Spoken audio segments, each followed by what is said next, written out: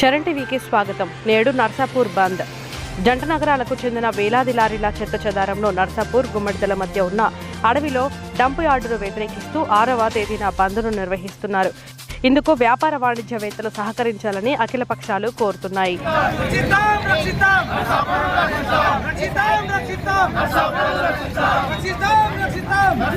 ఈరోజు నర్సాపూర్ అడవుల లోపట ప్యారనగర్ లోపట ఈరోజు ఏదైతే పచ్చని నర్సాపూర్ చుట్టూ పచ్చని అడవులు, ఒక మంచినీటి సరస్సు అనాది కాలం నుంచి నిజాం కాలం నుంచి కూడా నర్సాపూర్ పట్టణం ఒకవైపు గుట్టలు, ఒకవైపు నదులు, ఒకవైపు ఎడపాయల దుర్గమ్మ మాత యొక్క ఉన్నప్పటికీ కూడా ఈరోజు కాంగ్రెస్ ప్రభుత్వం ప్యారనగర్ అడవుల లోపల ఒక పెద్ద ఎత్తున ఆధునిక డంప్ యార్డ్ను ఏర్పాటు చేసి ఈరోజు నర్సాపూర్ ప్రాంతాన్ని కలుషితం చేయడానికి ప్రయత్నం చేస్తున్న కాంగ్రెస్ పార్టీ ఇక్కడైనా బుద్ధి తెచ్చుకొని మీరు నర్సాపూర్ ప్రాంతం అయితే పచ్చని పరిశుభ్రతకు మారుపేరు.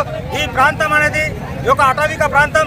ఈ పట్టణం అనేది పర్యాటక కేంద్రం కాబట్టి ఈ పర్యాటక కేంద్రం లోపల ఈరోజు డంప్ యార్డ్ని ఎత్తివేయని ఎడల మేము భారతీయ జనతా పార్టీగా ఈ ఉద్యమాన్ని తీవ్రవతం చేస్తాం. రేపు నర్సాపూర్ పట్టణానికి కూడా బంద్ పిలిపిస్తా ఉన్నాం.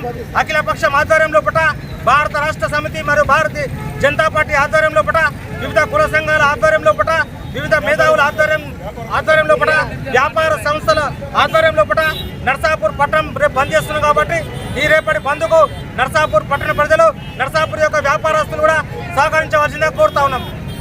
తారానగర్ అనే విలేజ్ లోపల 152 ఎకరాల ప్రభుత్వ భూమి ఉందని చెప్పి ప్రజాప్రతినిధులను నిర్బంధించి పట్నం చెత్తను తెచ్చి పల్లెటూర్ల మీద వేస్తామంటే ఖచ్చితంగా మెదక్ పార్లమెంట్ సభ్యుడిగా దీన్ని నిరసిస్తా ఉన్నాను.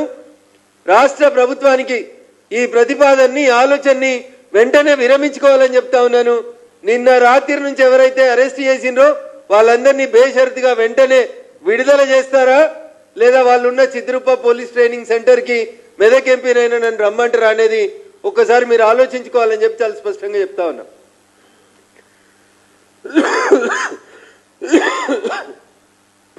ప్రజాస్వామ్య దేశంలో ప్రజల అభిష్టాన్ని కాదని మా ఊర్లో చెత్త వస్తే, మా ఇంట్లో చెత్త వస్తే తడి చెత్త, పొడి చెత్త అని మేము ఎక్కడికక్కడ సెపరేట్ చేసి మా పల్లెటూర్లను మేము కాపాడుకుంటుంటే మీరు హైదరాబాద్ చెత్తనంతా కలెక్ట్ చేసి తీసుకొచ్చి మా సంగారెడ్డి జిల్లాలో పచ్చని అడవుల మధ్య